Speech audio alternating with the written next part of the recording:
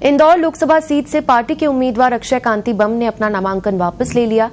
यही नहीं, कांग्रेस छोड़कर अक्षय बम ने बीजेपी का दामन थाम लिया है। बीजेपी के वरिष्ठ नेता और मध्य प्रदेश सरकार में कैबिनेट मंत्री कैलाश विजयवर्गीय ने इसकी जानकारी दी है। कैलाश विजयवर्गीय ने अक्षय बम के साथ सेल्फी शेयर करते हुए सोशल मीडिया प्लेटफॉर्म पर लिखा कि इंदौर से कांग्रेस के लोकसभा प्रत्याशी अक्षय कांति बम का माननीय प्रधानमंत्री नरेंद्र मोदी, राष्ट्रीय अध्यक्ष जेपी नड्डा, मुख्यमंत्री डॉक्टर मोहन यादव और प्रदेश अध्यक्ष वीडी शर्मा के नेतृत्व में भाजपा में स्वागत है।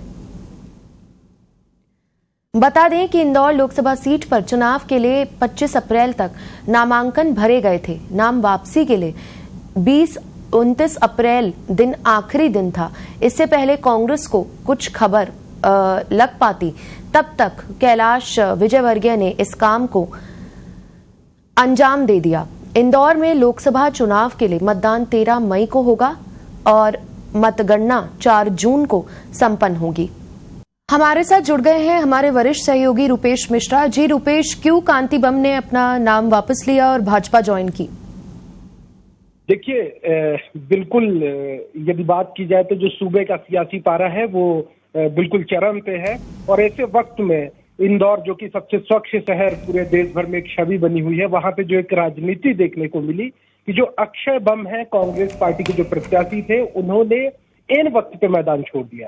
अब बड़ा सवाल उठता है कि उन्होंने मैदान क्यों छोड़ा। इसके पीछे कई कारण बताए जा रहे हैं। चूंकि वो एक व्यापारी भी हैं, उनका बड़ा कारोबार चलता है, तो लोग इससे भी जोड़ के देख रहे हैं।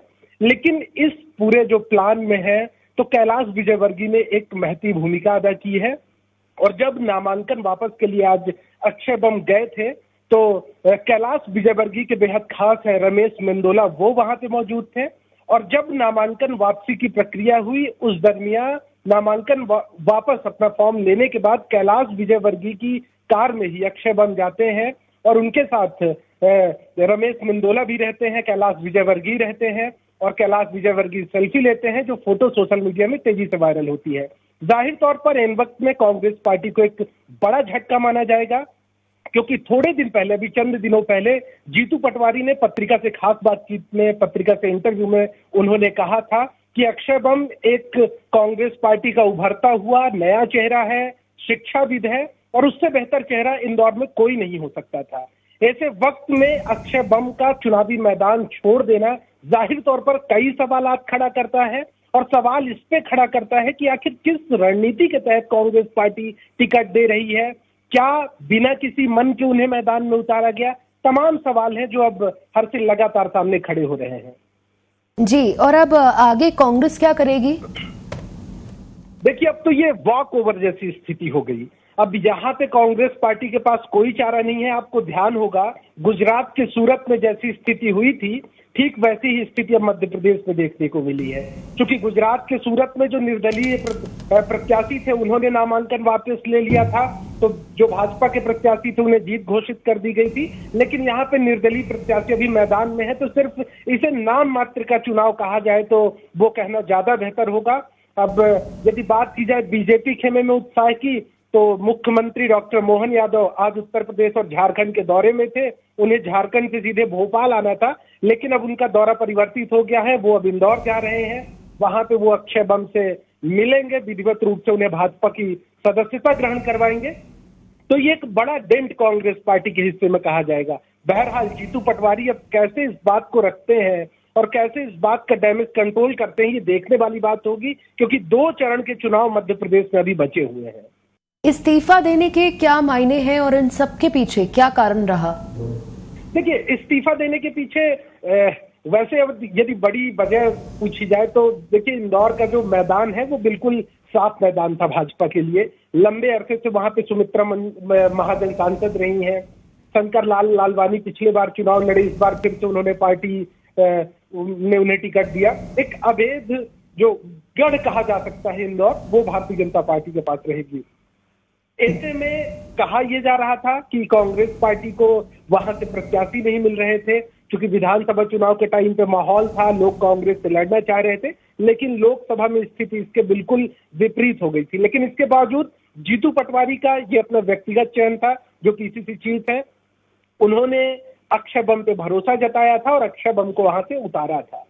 लेकिन यहाँ पे कैलाश विजयवर्गीय और रमेश मेंदोला ने एक बड़ी रणनीति बनाई और कहा जा रहा है कि इस ऑपरेशन में कैलाश विजयवर्गीय ने ही भूमिका और आज का दिन चुनना ये सबसे महत्वपूर्ण है कि आज ही का दिन क्यों चुना गया।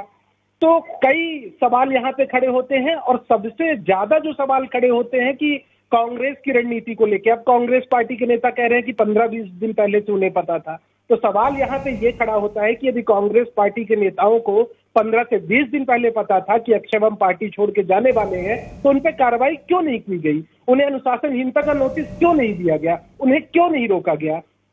तमाम सवाल खड़े हैं। और इससे पहले भी इंदौर में संजय शुक्ला, जो कि कैलाश विजयवर्गीय के सामने उन्होंने विधानसभा चुनाव लड़ा था, संजय शुक्ला भाजपा ज्वाइन कर लेते हैं, जो कि कांग्रेस के किसी वक्त कहा जाता था कि सच्चे सिपाही है, लेकिन उन्होंने पार्टी छोड़ दी। अब उसके बाद अक्षय बम पार्टी में आ गए। वहां के तमाम जो छोटे बड़े नेता है, स्वप्निल कोठारी है, उन्होंने अभी हाल ही में भाजपा ज्वाइन कर ली थी। तो एक तरह से कह सकते हैं कि कांग्रेस पार्टी को इंदौर में इससे बड़ा झटका कुछ और नहीं लग सकता है। जी, और इसके साथ ही अभी क्या कांग्रेस के बड़े नेताओं की कोई प्रतिक्रिया सामने आई है? देखिए, कांग्रेस पार्टी के बड़े नेताओं की प्रतिक्रिया की बात की जाए तो के मिश्रा, जो कि जीतू पटवारी के जो मीडिया सलाहकार हैं, उन्होंने अक्षय बम पे निशाना साधा है और उन्होंने ये बात बोली है कि पहले से इस बात का आभास था। तो अब कुल मिला के डैमेज कंट्रोल जैसी स्थिति जो हर्षिल है वो बिल्कुल नहीं बची है, क्योंकि कांग्रेस पार्टी अब इस मामले पर चौतरफा घिर गई है। इससे पहले भी यदि खजुराहो की बात की जाए तो खजुराहो में जो इंडिया गठबंधन का जो प्रत्याशी था उसका नामांकन रद्द हो गया।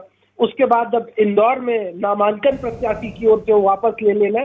अब आगे के 2 चरण में कांग्रेस पार्टी को बहुत मुश्किल होने वाली है और ये कहना बिल्कुल भी अतिशयोक्ति नहीं होगी कि कांग्रेस पार्टी अब अपने प्रत्याशियों को ही संदेह की निगाहों से देखेगी। जी, शुक्रिया रुपेश मिश्रा तमाम जानकारी के लिए।